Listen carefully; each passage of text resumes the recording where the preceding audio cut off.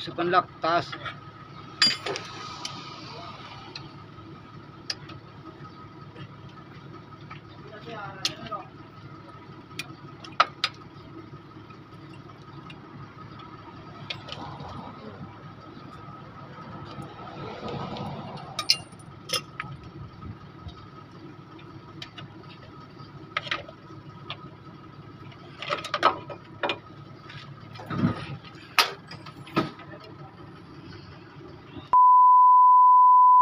Yo, what's up right guys?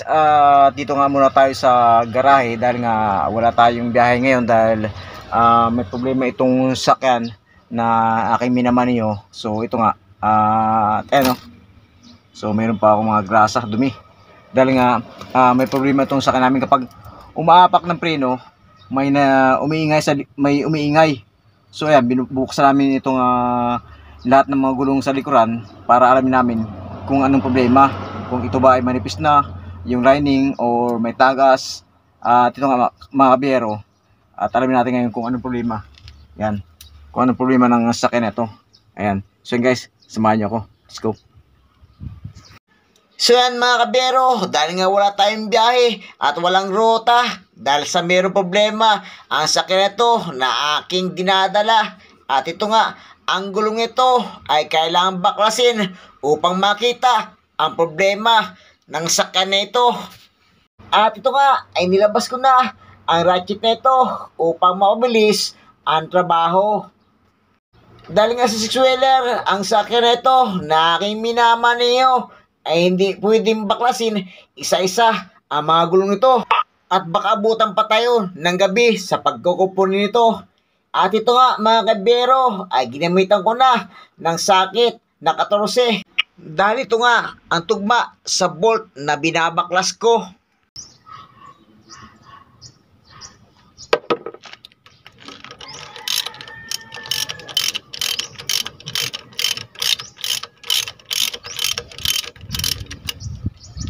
Iring ang sakit at ratchet ang aking ginamit upang maging mabilis ang proseso sa pagbaklas ng dalawang gulong na ito. At ito nga mga kabiyero, tara, ako inyong samahan sa bidyong ito. Dahil nga mga kabiyero, kapag inapakan ko ang preno ay umiingay ang gulong na ito.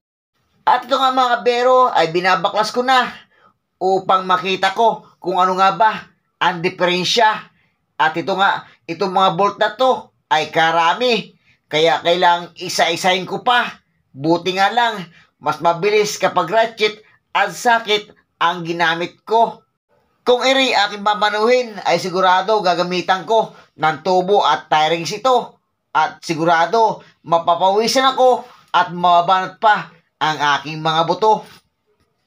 Wala pang isang linggo ang rim nito na aking pininturahan. Subalit ngayon ay magagasgasan lang. Itong preno ang aking inuna upang tayo ay maiwas sa disgrasya. Lagot kung tayo ay mawala na. Kawawa ang aking pamilya. At sa aking umaasa na hindi magutom sila at ito nga ay matapos na.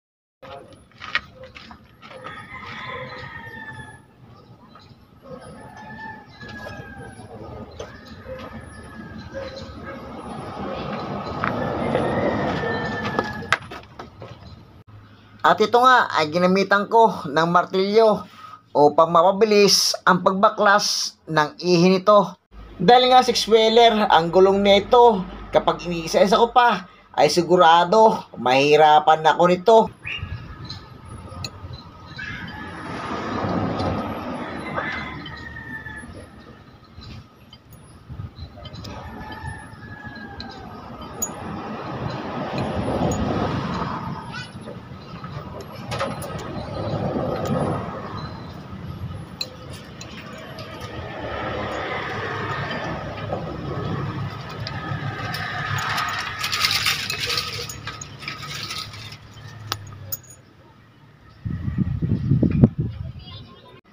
At ito nga ay binilang ko isa-isa ang mga bolt na binaklas nito upang sa pagbabalik ay hindi magkulang ito. At itong mga bero ay babaklasin ko na ang ihi nito. At ito ay napakalwang pala na bunutin ito kapag wala ng mga tornilyo. Pag wala natin ang gear oil yan ha.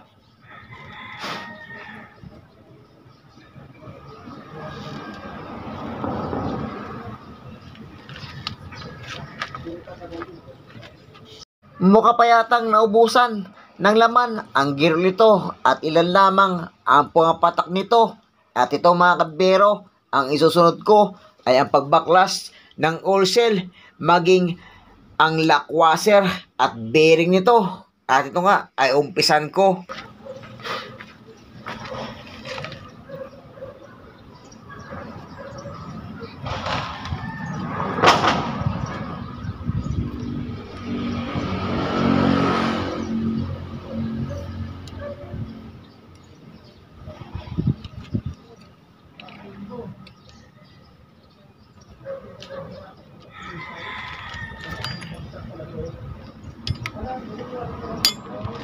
At ito nga ay nabaklas ko na ang oil seal nito. Pero kailangan tingnan ko. Baka maya sablay ang trabaho ko. Nako, lagot ako sa amo ko. Malaki itong perwisyo. Dahil ito ay may spring na pino mga kabero. Kaya hindi mo basta-basta makita kung ito ba ay sira na o putol na.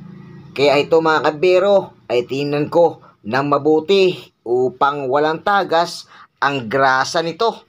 At kapag ito ay sira na, ay kusa lumalabas ang grasa at matitilapon pa. Siya nga pala, shout out ka Delgado Mechanic, maging ang alagad dito. At sa kanya ko lang natutunan ang pagkukumpuni ng sirang sakyan na tulad nito. At ito nga ay babakasin ko naman ang isang tornilyo na ito. At muli ko naman gagamitan ng ratchet at socket na numerges ito upang mabaklas ang bolt na nakakabit dito. Dahil nga mayroong bearing ang nilalaman nito, kaya kailangan baklasin ang bolt na ito. Kung hindi, ay tsak mahirapan ako sa pagbaklas ng dalawang gulong na ito. Hindi lang manibela ang kailangang himasin mo, kundi pati ang sira ng sakyan na minamaniho mo ay kailangang ayusin mo. At ito nga, kapag wala kang biyahe, ay check namin ang sakyan na ito upang makita at matingnan kung may sira o wala ang sakyan na ito na minamaniho ko upang sa daan ay walang aberya at walang abala ito. At ito nga, ay nabaklas ko na ang bolt na ito at ang isusunod ko naman ito ay ang lock washer nito. At pagkatapos siyempre, yung bearing na nakalaman dito. Mas mainam pa itong aking gagawin kaysa isa-isain ko ang mga gulong na ito at tiyak matatagalan ako at hindi lang abutan pa ako ng gabi dito. At ito nga, ako'y kumuha ng screwdriver upang aking sukitin ang lock washer. At kapag hindi ko ito nabaklas ay tiyak sigurado mahirapan ako na baklasin at bunutin ang dalawang gulong na ito. At ito nga ay nabaklas ko na ang lock washer na ito at mayroon pang isa bago ang bearing na aking gragrasahan. Kaya mga kabero, panoorin nyo ang bidyong ito. Baka minsan ay magawa mo at ikay nagmamaniho ay madali ka lang matuto dahil nga sa bidyong ito na aking ibinahagi sa iyo. At ito nga ay binaklas ko na ang isang lock washer na ito at isusunod ko ang bearing na nakakabit dito. At mukha pa yatang wala ng grasa. Buti lang nabuksan ko ang mga gulong nito at lalagyan ko mamaya kapag ito ay kakabit ko na. At ito nga ay susungkitin ko na ang bearing na nakabit dito upang makita ko at malabas ko na ang dalawang gulong na ito. At ito nga ay nilabas ko ang bearing nito upang di ako mahirapan sa pagbaklas ng dalawang gulong nito. Subalit ito, pinapahirapan pa ako at ginamitan ko pa ng pansungkit ito. Para ako nagpapaanak sa aming kapitbahay, ang hirap punutin, ang hirap palabasin ang bearing na ito.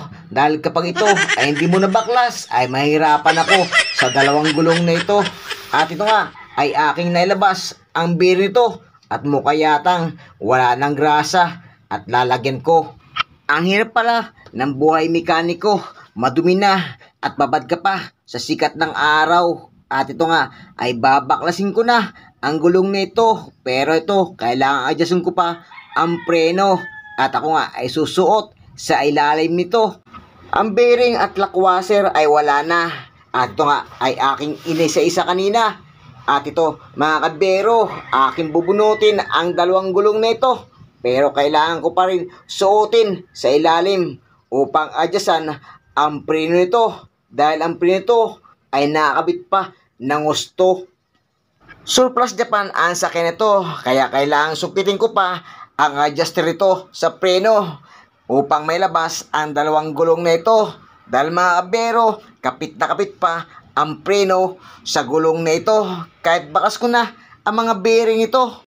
Dahil dikit pa ang preno at kaya ito aking adjustan upang mailabas ang dalawang gulong na ito. At ito nga mga bero, kita nyo naman na napakagwapo na nasakyan na aking minamaniho. At ito nga ay napakalawak ng garahe dito. At ito ang adjuster sa ilalim na aking susukitin upang lumuwag ang preno nito. At mailabas ko na ang dalawang gulong nito. Ito yung butas sa adjuster na aking sukitin upang lumuwag ang preno at may labas ko na ang dalawang gulong na ito. Ito pala ay meron takip kaya ito ay tatanggalin ko upang umpisan ko na ang pagsungkit sa adjuster nito. At ito nga mga kabero ay natanggal ko na. Malaki rin pala ang butas nito at sigurado ay kasyang-kasya dito ang adjuster na aking gagamitin. At ito nga, alusot pa ang aking daliri sa butas nito. Alright guys, ayan, dito kami ngayon sa may ilalim ng sakyan na to. Ayan, dahil nga, ginagawa namin itong sakyan na to. Binabakas namin yung, mga pino nito dahil nga, may tagas pala. Ayan, right. So, napakasarap pala dito. Malamig dito sa ilalim ng sakyan. Parang ang sarap matulog dito. Kaya dito sa may labas ay napakainit. Dito sa loob sa sakyan napakalamig.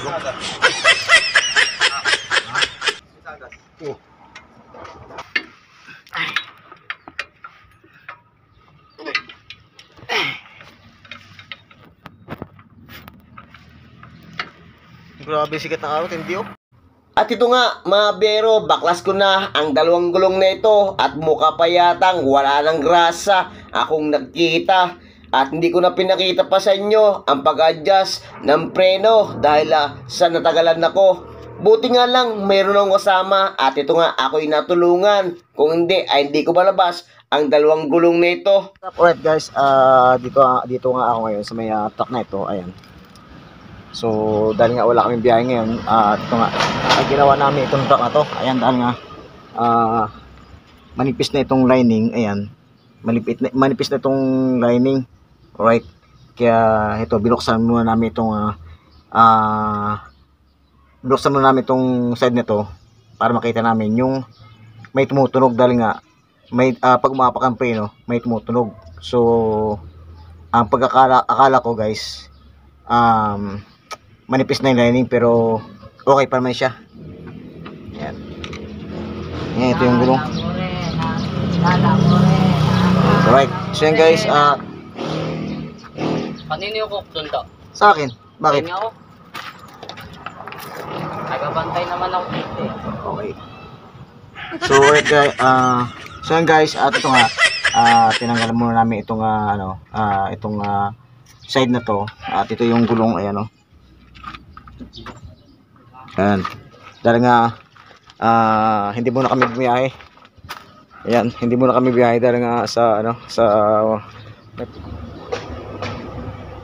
dahil nga pag umapak ng preno may tumutunog. So ayan, at binuksan nga namin itong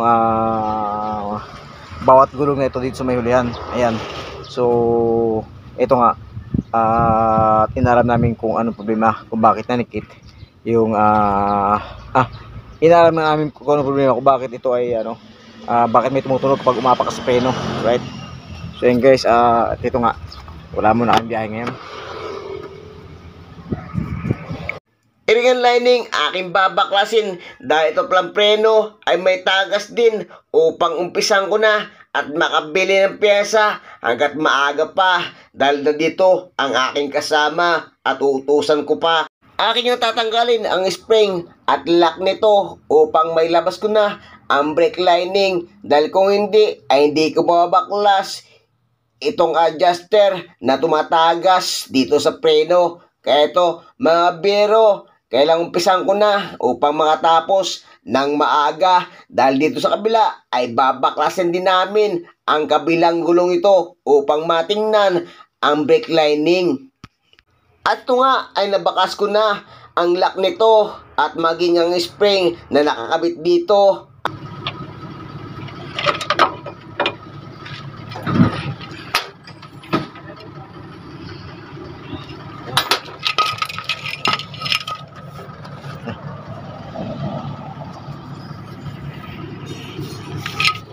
Eri nga mga kabero, aking nakita may tagas pala. At ito ang adjuster na aking ina-adjust kanina at kailangang umpisan at baklasin upang makita, upang makabili ng pyesa hanggat maaga pa.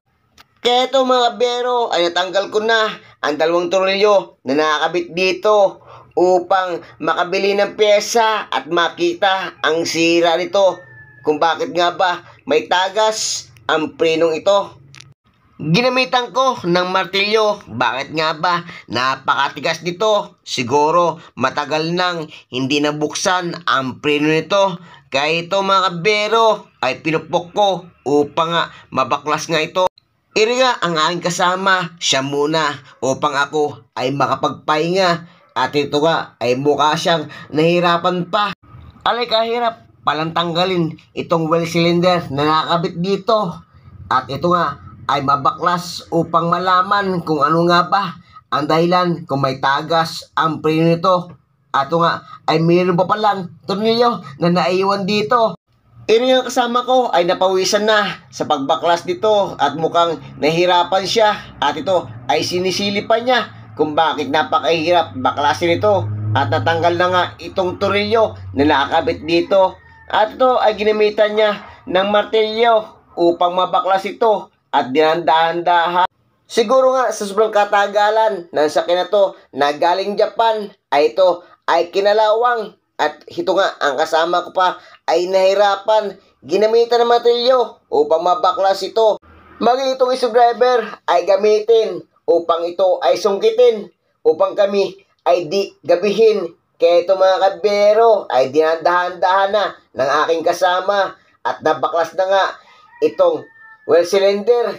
At ito pala ay 4 na tornilyo na nakakabit dito. Kaya ito ay nahirapan ang kasama ko. Ere, may tagas pala. Kaya ito ay kailangang palitan ng goma upang masolusyonan ang problema. Maging itong kasama ko, pati motor ay hindi pinalampas at pinatul na rin sa paggagawa nito. Dahil ang ginagawa nito mga kabero ay aircon at malaking sakyan dito sa garahe na to ni Delgado Mechanic. Kaya ito mga kabero, kung nais yung paggawa ng sakyan ay dito lamang at ako inyong i-message sa aking FB page. So mga kabero, at okay na nga ang sakyan ko at makakabiyahe na ako at hindi ko na pinakita sa inyo ang pagkakabit ng mga preno, maging itong well cylinder na aking binaklas na papalitan ng goma upang ang preno ay walang tagas. At ito nga aking mga kasama, seryosong seryoso sa paggagawa ng motor na ito. At ako'y magpapaalam na at maraming salamat sa inyong suporta. I love you. Bye-bye.